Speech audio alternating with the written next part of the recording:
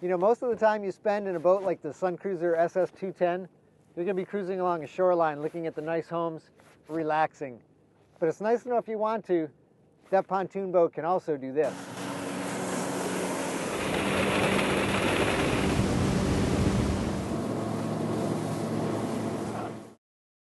Suncruiser does a number of unique features, one of which I like that they do a solid cleat attached to the front of each pontoon.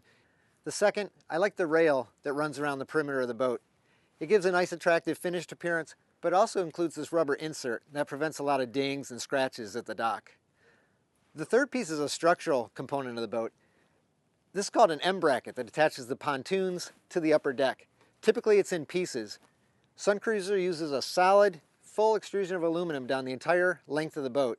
That adds a lot of strength to the boat, but it also does another thing. It gives it a finished appearance that doesn't require any additional skirting.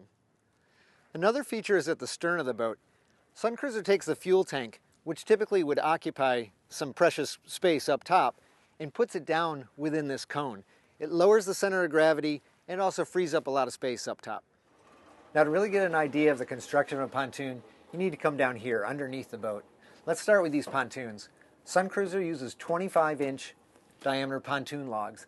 The idea behind that is it gets the boat a little higher in the water, adds stability. They're attached to the cross members with M brackets, extruded aluminum, that's through bolted to make it one solid piece here. The decking is attached to the cross members with either through bolts or self-tapping screws. Ideally, I'd like to see through bolts throughout, but in a price point boat such as this, mixing through bolts with the self-tapping screws is a way to save some money.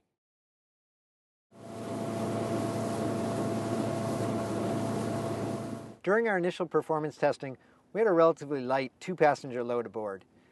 One of the things we discovered was the boat tended to plow. We changed the 13-inch pitch prop out to a 15. That lifted the bow a little higher and actually made the ride a lot better.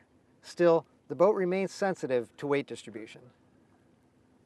Changing to the 15-inch pitch prop also had effect on the boat's top speed, changing from 26.3 miles an hour to a peak of 27.6.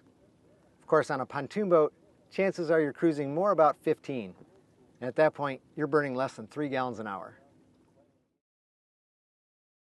One of the things that we did do new for this year, though, was radius the bow furniture up there and really wrap it around instead of almost just squaring it off, you know, like...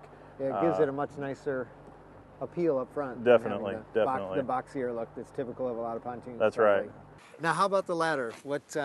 It's a 3-step. Yep, this ladder is a 3-step ladder, and this ladder is nice and wide. So if you're a big person like me, it definitely helps to be able to put your arms out and pull yourself up rather than having them so close together like so many manufacturers do on a narrow ladder. Yeah. I noticed yesterday when I was out testing the boat, you enclose that engine area nicely because there is a lot of splash in a pontoon boat that's generated in there, but you're keeping that from getting into any of your storage or definitely. Deck area. We refer to that as a doghouse back at the plant. But it does. Any spray or anything like that, it catches it. We've also got these spray deflectors that run from under the deck to the motor pod right here. You can kind of see these cables running on top of them.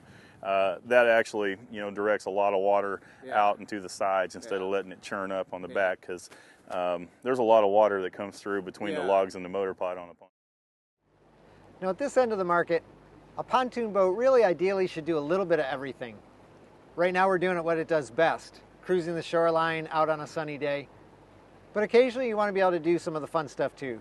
Your kids might want to tube, ski, wakeboard, or else you might want to just run for home if the weather gets bad. It's nice to have the versatility to do a little bit of everything, and I think the Suncruiser does it pretty well.